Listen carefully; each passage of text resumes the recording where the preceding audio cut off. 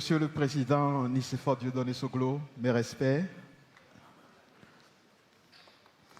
Madame la Vice-Présidente de la République, Mariam Tchabi-Tallata, chère colistière,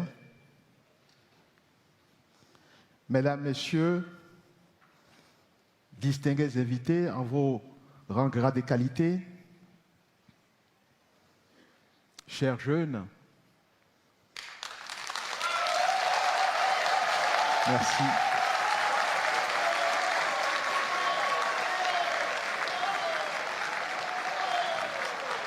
Chers concitoyens, ce que nous avons accompli ces 10 dernières années, beaucoup croyaient que ce n'était pas faisable, c'était impossible. Le fait pour un pays africain sans ressources naturelles abondantes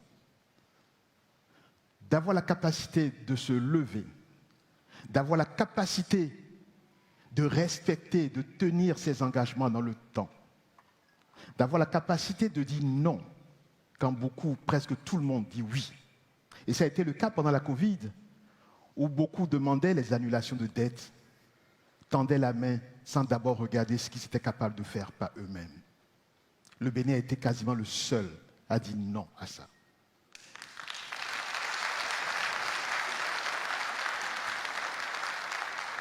Être capable d'opérer des transformations si majeures en si peu de temps relevait d'un défi quasiment impossible. Mais nous l'avons fait. Et nous l'avons fait grâce à la vision du président Talon dans son projet de société dénommé Bénin Révélé.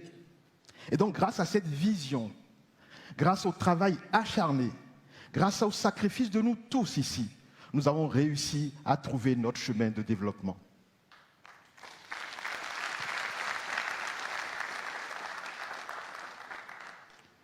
Mais le chemin du développement est un processus long, un processus par étapes.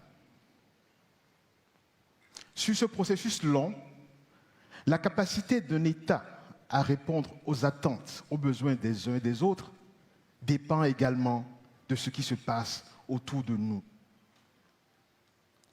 Il est clair, et nous le voyons tous depuis plusieurs années maintenant, la sous-région, le monde dans son ensemble traverse des crises après crises. Ces crises, mais également quelques erreurs que nous avons commises, nous ont empêchés de pouvoir apporter au plus grand nombre la prospérité que nous envisagions. Parce que nous avons pris du retard sur notre projet de société, nous entendons de plus en plus de jeunes, de femmes, nos populations dans le monde rural s'impatienter. Nous entendons de plus en plus de demandes de personnes qui ont du mal à régler les problèmes les plus basiques du quotidien. Et tant qu'il reste un Béninois qui n'a pas encore senti les fruits de la croissance dans son ménage, c'est qu'il reste encore du travail à faire.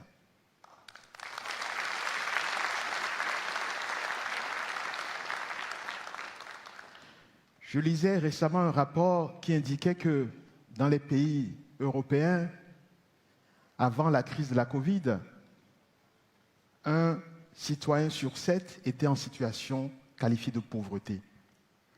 La situation de pauvreté n'est pas une réalité que africaine, c'est une réalité globale. Mais il y a pauvres et pauvres. Il y a l'extrême pauvreté. Et l'extrême pauvreté se caractérise par 5 facteurs. L'accès à la nourriture, le fait pour quelqu'un de se lever le matin et de ne pas avoir la moindre idée de ce qu'il mangera dans la journée. L'accès à l'eau potable, la moitié du poids de notre corps est constitué d'eau. Boire de l'eau des marigots, c'est se rendre structurellement malade. Ne pas avoir accès à un soin de santé de proximité. 3e facteur, se soigner. 4e, avoir un toit. Et 5e, un emploi. Et le nombre de nos concitoyens dans cette situation d'extrême pauvreté est désormais intolérable. Si la réalité de la pauvreté est une réalité mondiale, la réalité de l'extrême pauvreté est un défi que nous pouvons affronter ensemble.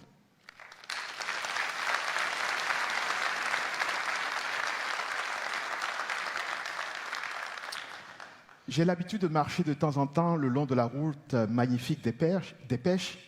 Et 2 jours de suite, j'ai croisé le même jeune homme.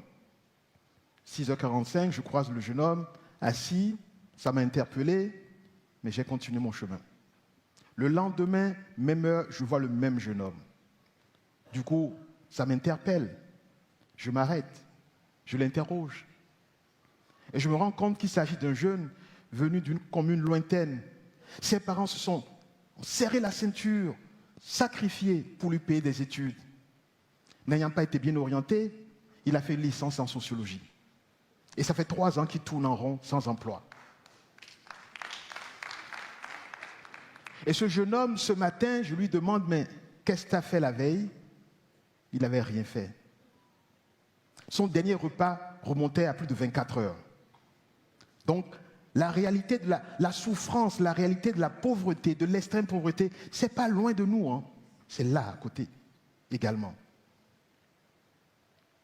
De la même manière que nous avons relevé le défi de montrer que c'était capable, que nous étions capables de nous relever, de trouver notre chemin, oui, nous serons capables d'affronter le défi de l'extrême pauvreté.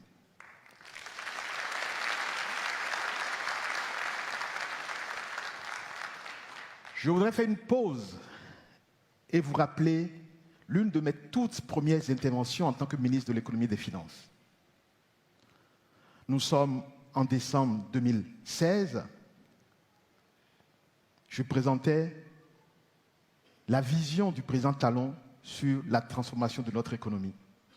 Et j'indiquais que compte tenu de la structure de notre économie, compte tenu du rythme de progression de la population, il fallait absolument porter le taux de croissance, c'est-à-dire la vitesse à laquelle nous créons les richesses dans le pays, il fallait porter ce taux au-delà des 7%. Tant que le rythme de création de richesses ne dépassera pas ce seuil de 7%, et compte tenu de la structure de notre économie et des naissances qui viennent tous les jours, nous n'allons pas réussir à renverser le rythme de création d'extrêmes pauvres. Alors je suis heureux de vous annoncer que depuis l'année passée, nous avons franchi ce cap.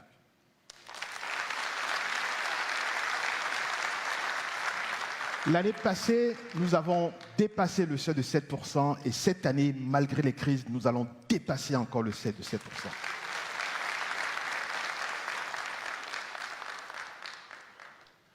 D'un budget de 1 000 milliards il y a 10 ans, le budget aujourd'hui fait plus de 3 000 milliards. Je vous donne ces chiffres pour vous indiquer que nous sommes désormais prêts. Nous avions dit en 2016, et je ne savais pas que j'allais avoir le privilège d'être devant vous pour présenter un projet de société, mais je l'ai dit dès 2016 qu'il fallait absolument passer ce cap. Et se trouve, ce cap est maintenant passé. Nous sommes désormais prêts à aborder la deuxième étape de notre développement.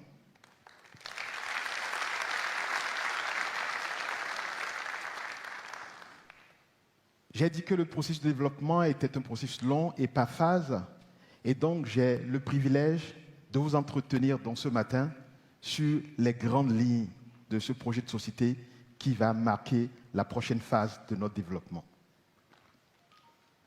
Le principal défi étant l'extrême pauvreté, la question était comment concentrer, orienter, diriger l'action publique pour qu'elle soit au plus proche de la population.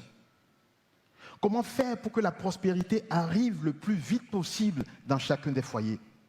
Comment faire pour que vous, jeunes, chacun d'entre vous, ayez une opportunité pour faire révéler vos talents?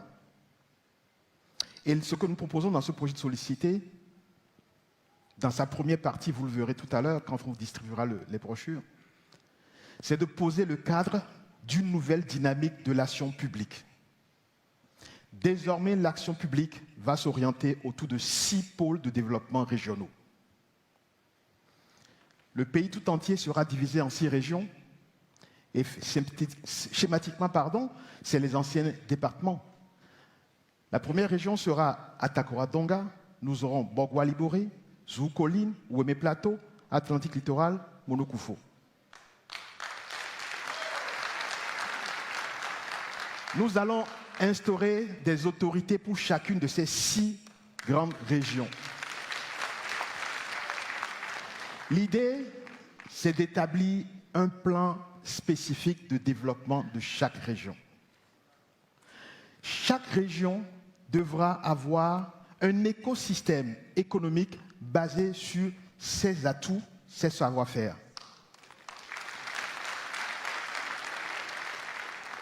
Donc, visuellement, vous verrez un cercle qui est le moteur du développement de chaque région. Et ce moteur doit être drivé, comme on dit, dirigé par les spécificités, les atouts et les savoir-faire de la région. En plus de ce moteur, il y aura 4 axes cardinaux, 4 sujets transversaux qu'on devra retrouver dans chacune des autres régions. Il s'agit de l'agriculture, du tourisme, de l'industrie et de l'innovation. Je voudrais insister là-dessus. Quelle que soit la spécificité de la région, il faudra trouver dans chacune de ces régions ces 5 choses. L'écosystème spécifique qui tient compte des réalités, des savoir-faire, des atouts de la région, mais il faudrait obligatoirement que les 4 facteurs que j'ai indiqués, agriculture, industrie, tourisme et innovation, soient présents dans chacune des régions. Sur l'agriculture, je démarrerai par ça. Nous avons la chance d'avoir l'activité agricole dans toutes les régions du pays. Mais il y a des réalités qui parlent. Nous savons très bien que 3 millions de producteurs agricoles, aujourd'hui, sont des actifs qui, pour beaucoup d'entre eux, sont dans un état de pauvreté. C'est des gens qui souffrent, qui travaillent, mais malgré ça, quand ils sont malades, ils ont du mal à se soigner. Quand ils finissent à 50 ans, la force les lâche, ils n'ont pas de retraite. Et nous connaissons tous les conséquences de cet état de fait. Les mariages précoces, les mariages multiples. Les enfants sont devenus la seule assurance retraite dans le monde rural. Nous pourrons mettre fin à ça. En mettant l'agriculture comme pilier transverse de toutes les régions, nous allons lancer un programme spécifique qui vise à proposer aux paysans la chose suivante. Nous voyons les paysans, nous disons, nous avons l'intention de vous accompagner pour améliorer vos rendements. Je prends le cas du maïs. Aujourd'hui, au Bénin, nous faisons entre 1 tonne 2 à l'hectare de maïs. Nous savons qu'avec un bon encadrement, avec les bons intrants, avec la mécanisation, nous pouvons aller à plus de 5 tonnes à l'hectare. Alors imaginez le paysan à qui on propose le projet suivant. Nous venons vers vous, nous vous accompagnons sur la période en apportant le package, l'accompagnement, la mécanisation, les intrants, donc les bonnes semences, les engrais. Si à la fin de la récolte, vous avez moins de votre tonne à l'hectare, on vous paye. Si vous avez plus du tonne à l'hectare, qui est votre rendement habituel, alors on prélève une partie de l'excédent, on prélève en nature, on se charge de commercialiser et avec cet argent, on fait 3 choses. 1, on met un peu de fonds de côté pour renouveler le programme pour le paysan, pour racheter l'intrant et payer l'encadrement pour la saison suivante. 2, on met un peu de moyens pour sa santé. Et 3, on lui constitue sa réserve pour sa retraite.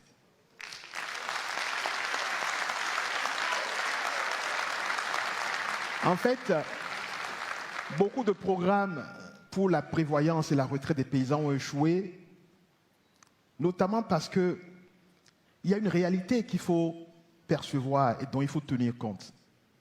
Le paysan qui récolte et qui va au marché, qui vend son produit et qui a le cash en main, ne lui demandez pas de contribuer pour demain. Pour lui, aujourd'hui, est déjà assez difficile.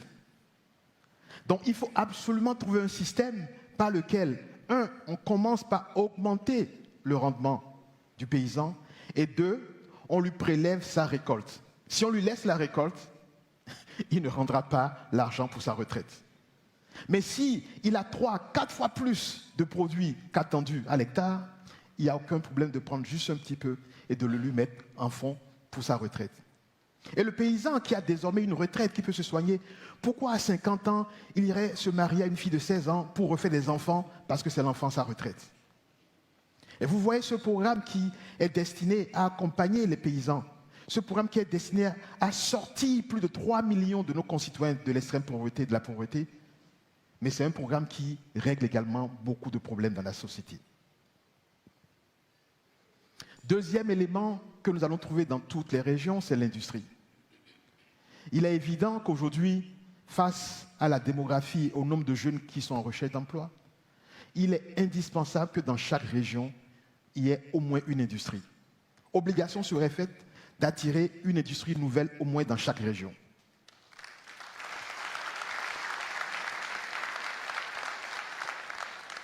De la même manière, troisième point sur le tourisme, il faudrait que chaque région ait au minimum un village ou une ville de splendeur. L'idée, c'est que le touriste qui vient au Bénin ne doit pas se contenter de se limiter à une partie du Bénin. Le Bénin est un, indivisible. Et nous voulons que partout,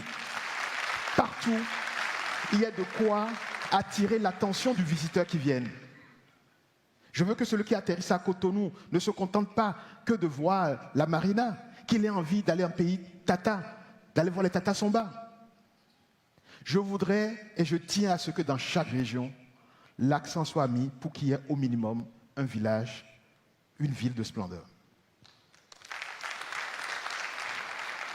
Nous devons faire en sorte que le travailleur qui est ici à Cotonou, qui prend quelques jours de repos avec sa famille, ait d'abord envie de dire « je vais à Dassa, je vais à Boukoumbe » plutôt que de dire « je vais ailleurs pour ne pas nommer un pays à côté ». Nous pouvons le faire. Nous devons développer le tourisme local. Nous devons faire en sorte que nous-mêmes, nous ayons envie de visiter les autres régions. Il ne faut pas qu'un citoyen qui quitte une région pour une autre ait le sentiment qu'il est dans un autre pays. Et ça, nous devons le faire. C'est pour ça que nous ferons obligation à chacune des régions d'avoir au minimum un village, une ville de splendeur. Et le dernier pilier transverse aux 6 pôles, aux 6 régions, c'est celui de l'innovation, chers jeunes. Vous savez, je suis né à Lokossa, je n'ai pas choisi d'être né à Lokossa, et donc on ne choisit pas où on est. Mais c'est la responsabilité de l'État de faire en sorte qu'il y ait une égalité de chance pour tous, quel que soit là où on est. Et face à la technologie, nous allons nous assurer que vous, jeunes, partout où vous êtes dans le Bénin, vous disposez d'un écosystème qui vous permette de vous former, de vous encadrer et de faire éclore tous vos savoir-faire sur le domaine numérique. Nous sommes persuadés qu'en mettant l'accent sur la technologie, en vous donnant tous les moyens qu'il faut, le Bénin deviendra un pays exportateur de solutions technologiques. Nous le pouvons.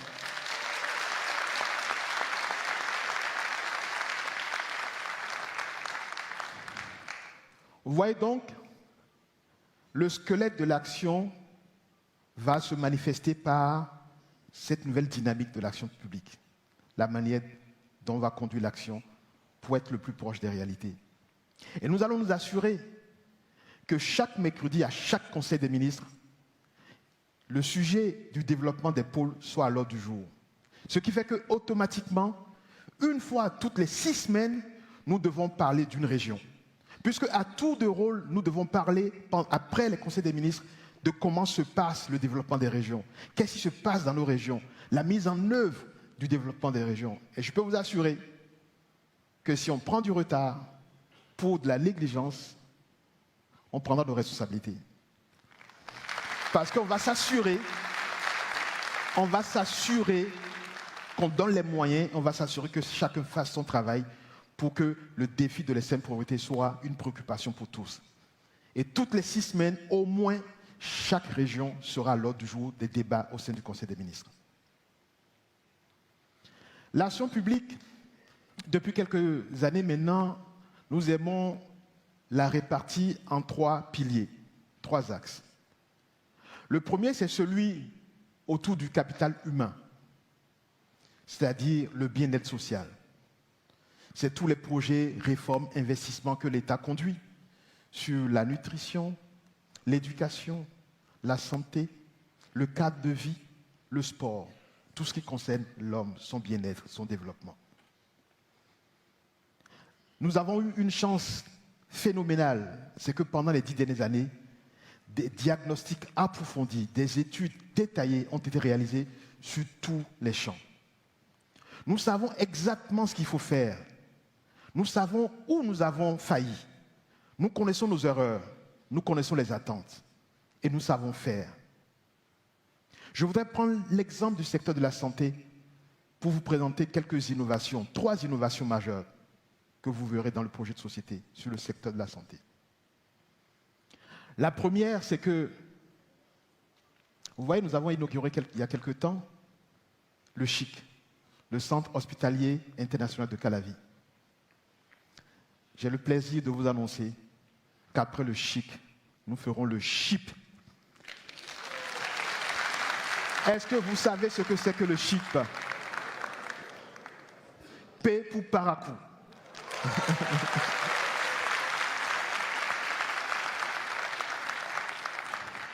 Nous allons construire le Centre hospitalier international de Paracou pour que nos concitoyens du Septentrion qui ont des pathologies complexes, qui demandent des équipements de pointe, n'aient pas fait des centaines de kilomètres pour venir à Calavi. Et notre ambition, c'est que même des malades d'autres pays voisins pourraient venir à Paracou se soigner et faire de Paracou un vrai pôle de soins, de traitement des maladies complexes. Exactement ce que nous avons fait à Calavi. Après le CHIP, nous ferons le CHIP. Bien entendu, il y a un travail formidable qui a été fait pour identifier village par village, région par région, les dispensaires, les centres de santé qu'il faut rénover, là où il faut construire. Le ministre de la Santé a fait un travail formidable. Il y a tous les financements sont en cours et tout est en cours, donc pas besoin de revenir là-dessus. Nous allons dérouler ce qui est déjà en cours et compléter par le CHIP.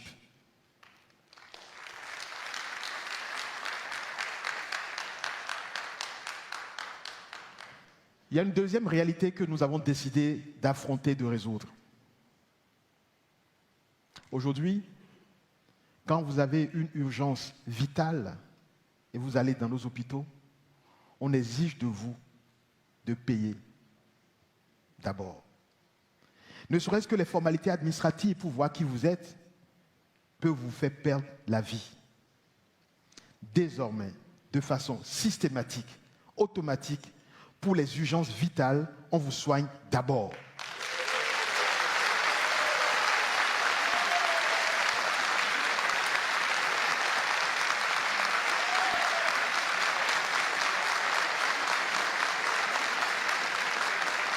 Il n'y aura plus au Bénin de décès liés au fait qu'on attend de faire des formalités, on attend de payer, on attend d'amener la facture. Non.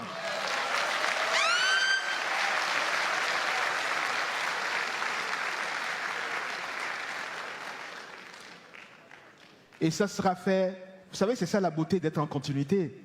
On n'a même pas besoin d'attendre le 12 avril, on va le faire là, maintenant, tout de suite.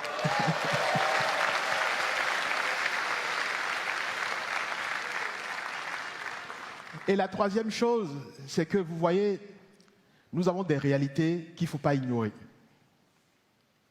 Beaucoup de nos concitoyens font confiance aux plantes, se soignent avec les plantes.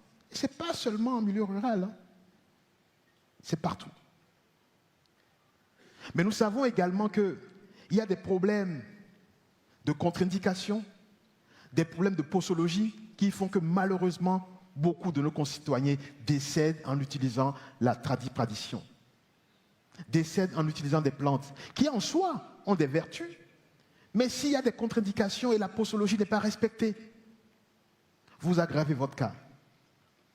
Donc le troisième élément, la troisième innovation sur le secteur de la santé, c'est un accent important pour avoir désormais une pharmacopée moderne.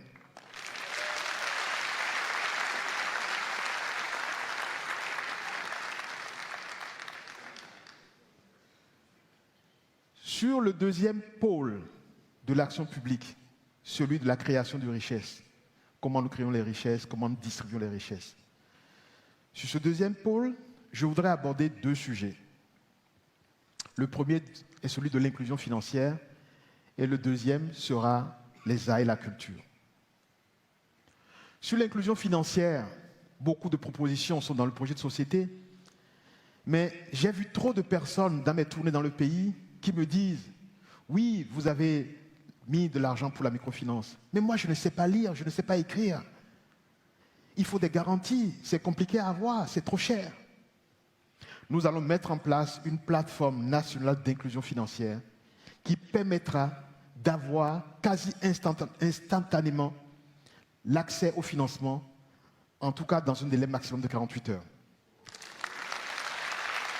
Nous allons utiliser la technologie et l'intelligence artificielle pour permettre directement sur votre mobile, de façon dématérialisée, d'avoir votre crédit de 50 000 à 50 millions rapidement.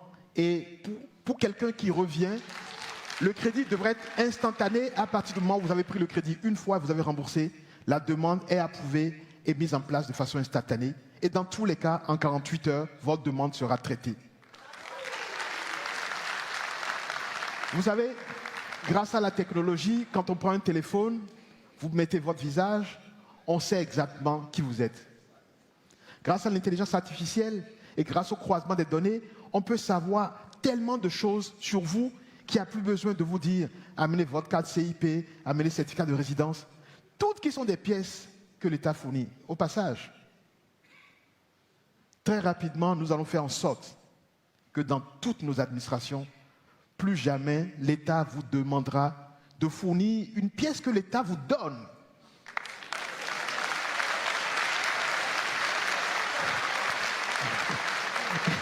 Je veux renouveler mon passeport. Je suis devant l'agent. Il me dit certificat de nationalité, casier judiciaire, certificat de résidence. Tout ce qui sont des documents que lui-même doit te donner, mais il n'a qu'à te le donner.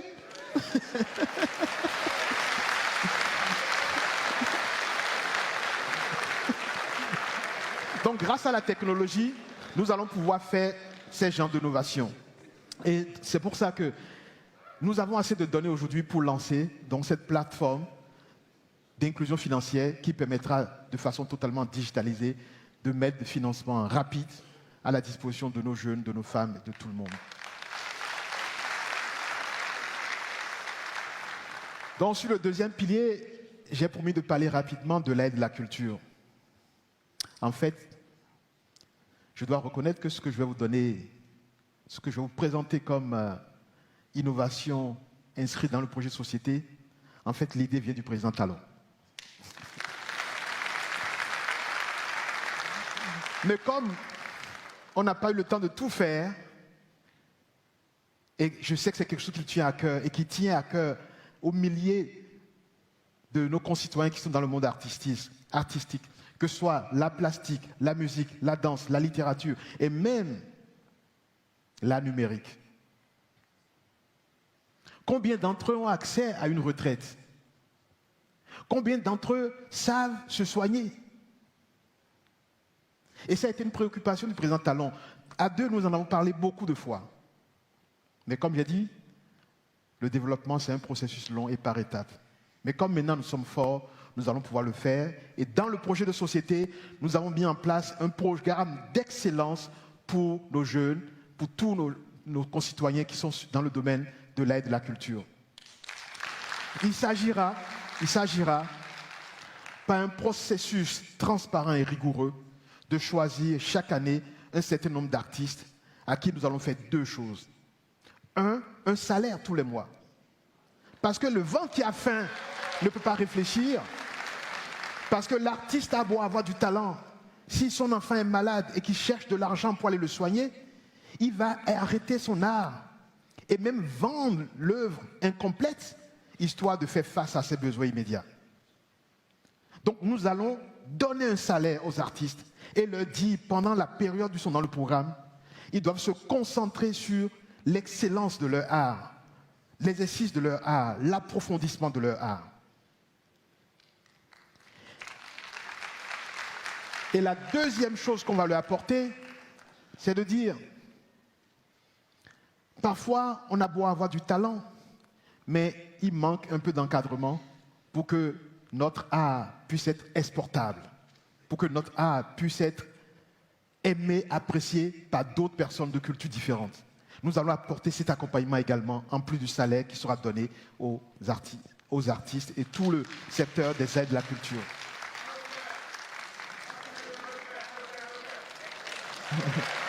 And I can wait.